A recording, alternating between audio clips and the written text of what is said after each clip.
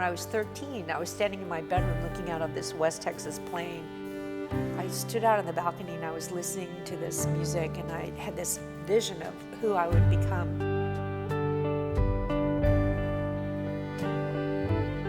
And I knew what my voice would sound like, and I knew how it would affect people. When I was 35, and I was in Cats, and they had recorded Memory, my version of Memory, they brought it to me in the Winter Garden dressing room that I had, which is a beautiful little dressing room on the corner of the Winter Garden. I was looking out over Broadway, out the windows, and they played Memory for me, and I didn't think at the session that I'd sung it as well as I should have sung it, or as well as I could sing it, but they finally just said, "No, Betty, it's good, leave, goodbye." And then they brought me the mix in, and I heard it, and this 13-year-old vision came back to me. It took from age 13 to 35, but there it was. And there was the sound of the voice and the way it would affect people, and the song that let me affect people like that was Memory.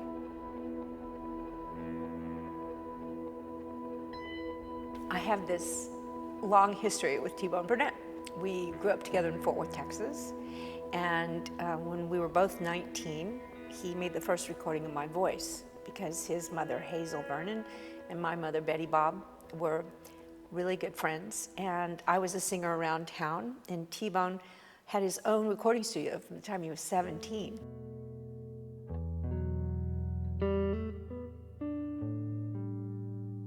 Our mothers got together and decided that I should have an archive tape of my singing. So one Saturday afternoon, I went into T Bone's studio, and he engineered and produced in one day this archive. And I sent a copy of the old reel-to-reel tape to my agent, who's a man named Roger Hess.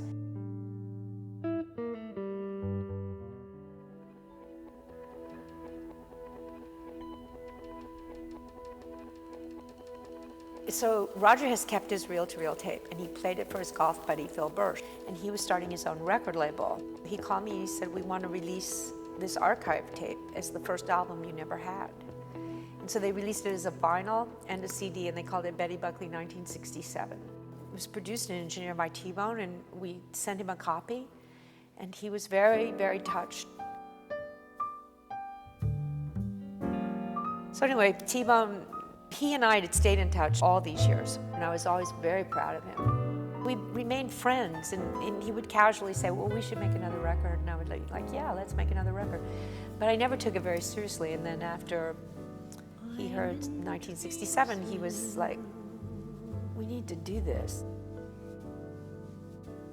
A couple years ago, he called me out of the blue and said, "My schedule is cleared for the summer. I'd like to make that album." And so I was like, "Oh my heavens." And I flew out here and spent time at his home studio and worked with Tom Canning on the basic charts.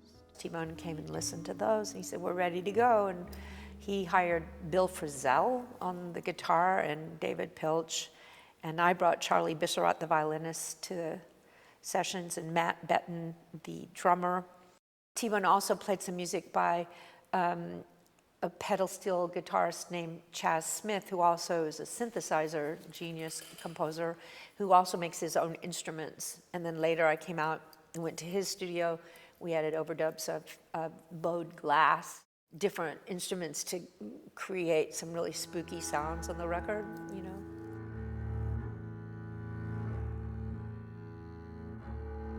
T Bone's concept was, he said, there's a club in the 1950s LA where really dangerous men and glamorous women frequent this club to hear this band and this singer, to be soothed by the music, and there's something apocalyptic coming from outside.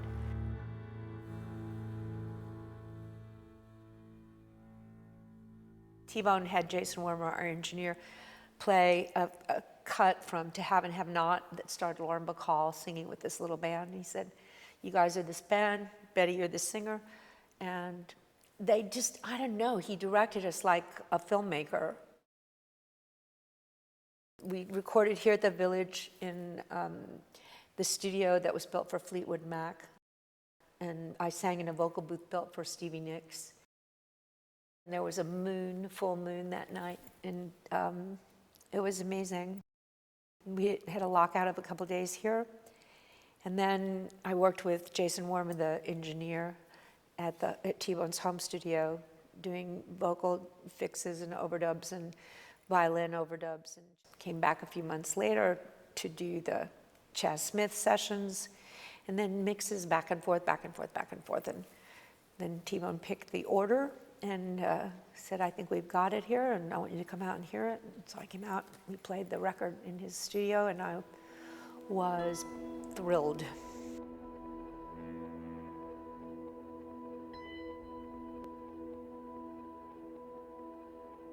You know, it was exactly musically and atmospherically what he described. And I thought that was uncanny.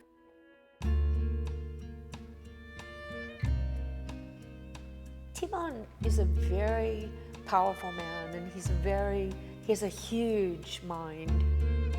His interests are so vast, and his life is so big. I literally start getting dizzy sometimes when I'm around him. I'm like, oh my God. The summer had inhaled and held its breath too long. The winter looked the same as if it never had gone. Through an open window where no curtain hung, saw you,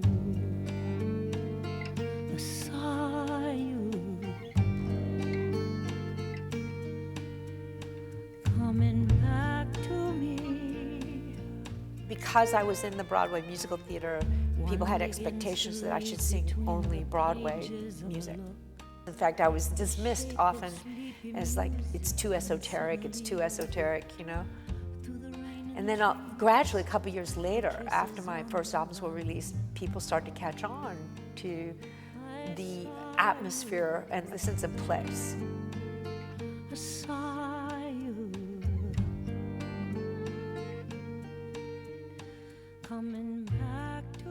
The way I worked was always to describe the scene, like the song takes place here, the environment is this, the voice of the singer is this character. I would always describe it in very visual storytelling terms.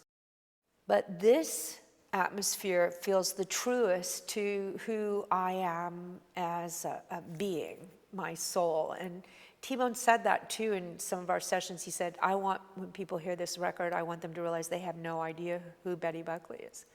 And I would be really I'd giggle at that. Because then he'd say, because Betty, you only ever wanted to be the singer with the band. I wanted to go to Berkeley. I wanted to go to school at Berkeley. I wanted to be a part of the whole music scene of the 60s because I loved everything that was coming out of that. And my mother's like, but no, you need to be like Julie Andrews. And I'm like, I love Janis Joplin, Mom, you know. I can sing like that. My days have grown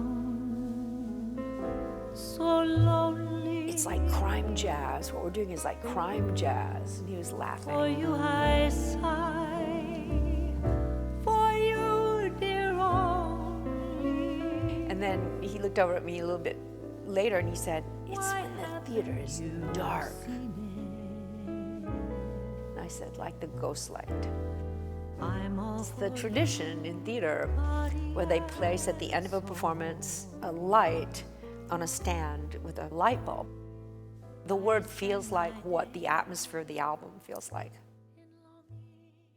It's great to come back to that first friendship with T Bone and come full circle and to sing a song, say like Coming Back to Me, which is I've loved since I was 17. When I heard the Jefferson Airplane, I was like, oh, you know, what is that song? You know, it's before I even understood what that relationship they were describing. I never had that experience, but I felt like I knew it so well. And then to finally, at this age in my life, sing that song that meant everything to me at 17. And every song on the album has a particular remembrance or resonance to me, like Dreamsville. I was a huge Henry Mancini fan growing up.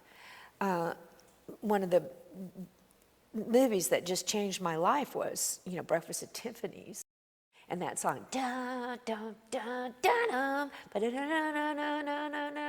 we had this babysitter named Peggy Lee.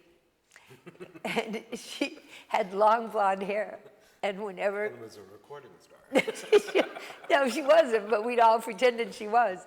And whenever the Peter Gunn theme would come on, and my brothers and I had 3 brothers, younger brothers, and we'd wait for Peggy Lee, and she would jump up when they played the Peter Gunn theme song, and she would throw her blonde hair over her head and dance around our living room to the Peter Gunn score. And we all loved that. We would wait for that every week, you know, when we'd like, when can Peggy Lee come babysit for us?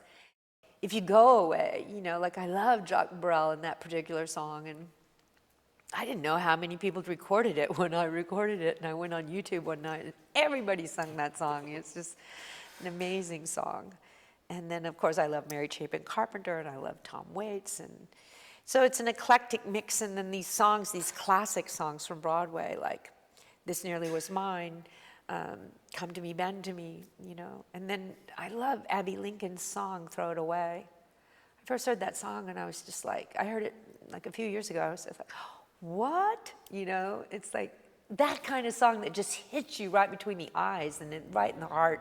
And you're like, I know this story so well. So I had to sing that. What a song. I think about the life I live, a figure made of clay. I think about the life I live, a figure made of clay, and think about the things I lost, the things I gave away. T Bone and Tom Canning assigned me Body and Soul, which is beautiful and a classic Torch song. And I had to kind of do a reckoning to make my peace with that. Growing up, I was like a charter subscriber to Ms. Magazine when I was in college. And when I found feminism and Gloria Steinem and Ms. Magazine, I was like, they gave voice to all these feelings I'd had. And my dad was like, you can't be a singer-actress, you know, you need to have a profession that will complement your husband's someday. And journalism is perhaps all right for that, but your calling is to be a wife and mother. And I knew it wasn't. I knew that I was going to do other things, and that I sensed that I would live a very independent existence. It's not as long-suffering as perhaps most people would interpret Body and Soul, but I don't want to be that.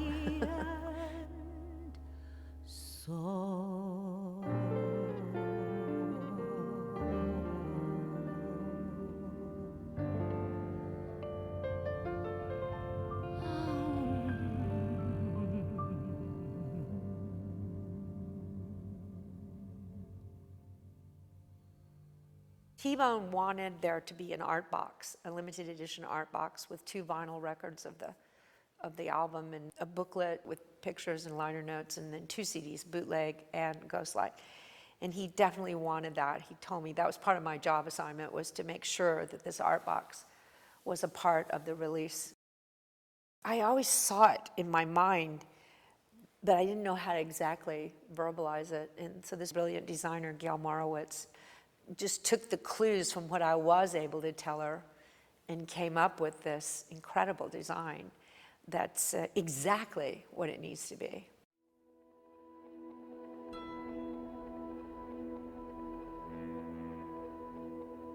I used to think to myself when I was a young person, if someone could just give me a handbook to say, this is what's really happening in life.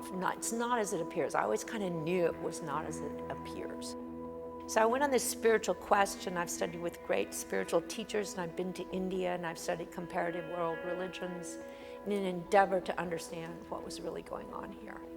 And what I learned is that we all have this essence in common, this I am. And I think my musicians and I are like I call us undercover heart surgeons. And in every concert or every show, it's my job as an undercover artist to go in there and move the stuff of the human heart that's weighing you down, move it aside so you can remember and breathe and feel that I am, that love in your heart. That's my job.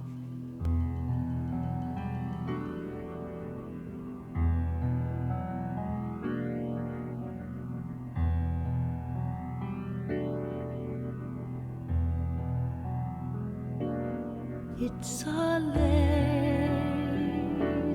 afternoon, and the beetle bugs are zooming, and the tulip trees are blooming, and there's not another human in view but us two.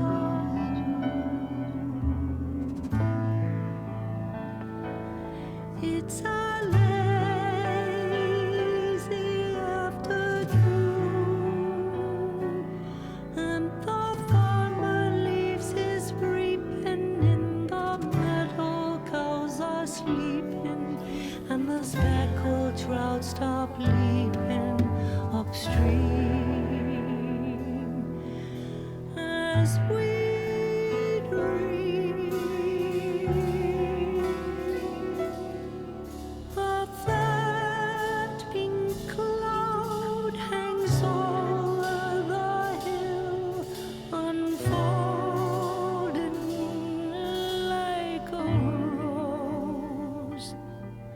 If you hold my hand and sit real still, you can hear the grass as it grows.